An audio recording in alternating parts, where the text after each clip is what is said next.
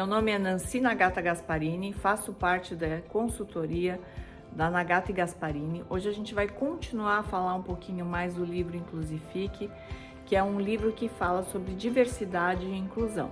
A gente tem que tomar cuidado com os nossos vieses inconscientes. Os vieses inconscientes a gente tem porque o nosso cérebro ele tem duas maneiras de pensar. Uma rápida, que faz a gente economizar energia e tomar decisões mais rápidas, que também é importante. Então, ele faz a gente ter conclusões rápidas. E tem um lado do cérebro que funciona mais racionalmente, ele é mais lento, ele precisa de energia.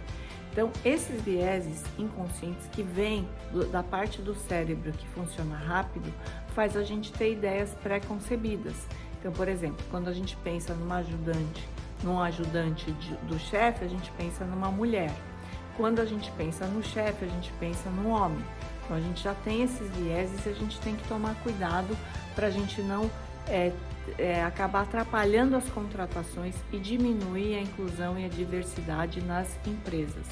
Então ela dá o exemplo de dela mesma que teve um bebê e as pessoas se preocupavam mais com ela do que com o pai. Então esse tipo de viés é ruim porque o pai também acabou de receber o bebê e tem todas as preocupações, a responsabilidade de um recém-nascido em casa. Então as metas da inclusão devem ser definidas nas empresas, né? Então, dependendo do universo da profissão, você pode ter realmente mais mulheres ou mais homens que gostam daquela área, que gostam daquela profissão. Então, às vezes é mais difícil da gente igualar, mas é interessante que você tenha metas para que tenha diversidade nas empresas. Uma das maneiras é você deixar muito claro o que a empresa precisa. Então, se a empresa precisa de uma pessoa com 5 anos de experiência naquela área, ou se a empresa quer uma pessoa que tirou notas altas no ensino médio, ou a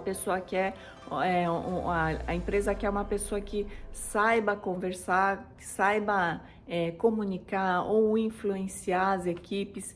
Isso é importante definir. E aí tem empresas que até tiram os nomes das pessoas para a gente ser mais justa na hora de fazer a avaliação dos currículos, o que é bem interessante.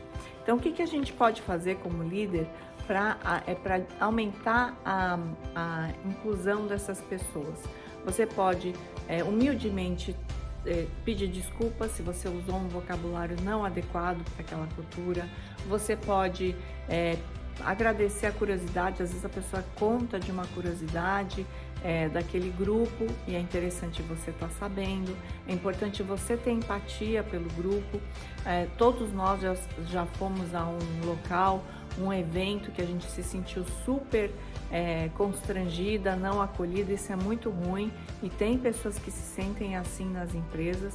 Então é importante a gente ter essa empatia para sempre incluir essas pessoas, para elas ficarem engajadas e terem a noção de pertencimento.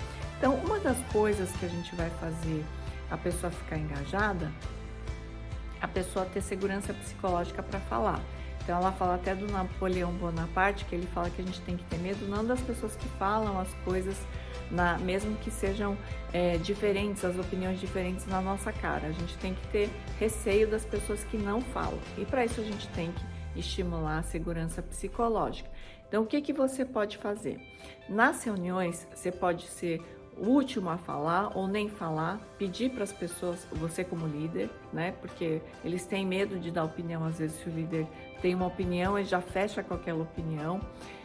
Agradecer as divergências, então se uma pessoa tenha uma colocação diferente, você agradece, ou você manda a pauta ou as dúvidas que você vai perguntar durante a reunião para a pessoa já se preparar, principalmente se a pessoa é introvertida. Ter um advogado do diabo para colocar prós e contras de todas as ideias, até a própria pessoa pode colocar, olha, os prós da minha ideia é isso, os contras são isso. Então é interessante que você tenha esse desenvolvimento de análise, a reunião fica mais divertida, mais leve e todo mundo quer participar.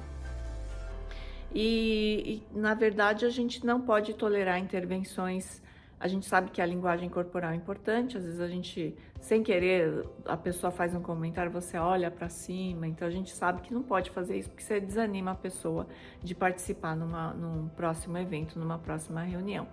Então, as pessoas que se sentem discriminadas, elas não querem que a gente carregue essas pessoas, elas querem desenvolvimento. Então, a mulher não precisa a gente não precisa odiar homens ou odiar qualquer grupo, a gente quer pessoas que ajudem a estimular a inclusão e a diversidade nas empresas.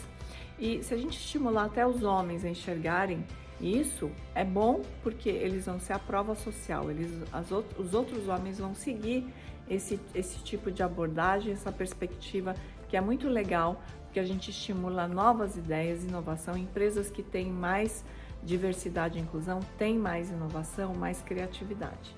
Um grande abraço!